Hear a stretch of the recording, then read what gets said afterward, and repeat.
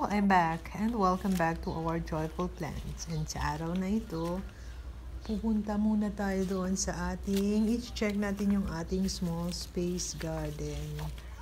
Titingnan natin kung marami bang mga nasirang aloe vera dahil sa ilang araw na buhos ng malakas na ulan.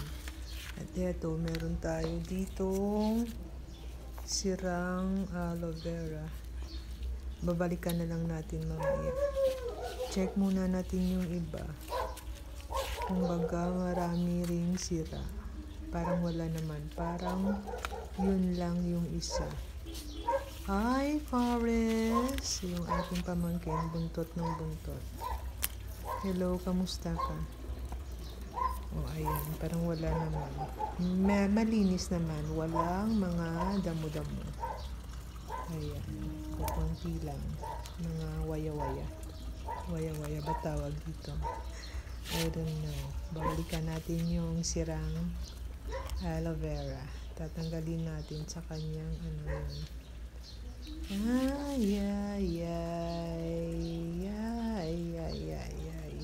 At eto.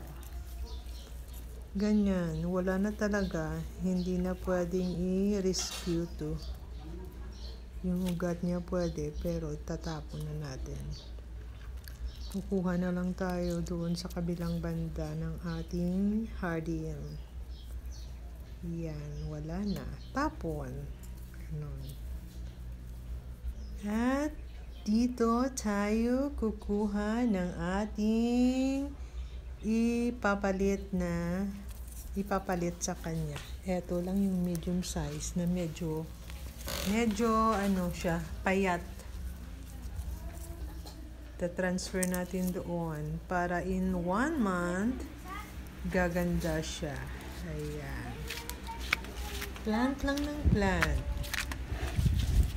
Hanggang merong space. Plant lang ng plant para malay nyo sa huli magkakaroon tayo ng aloe vera farm.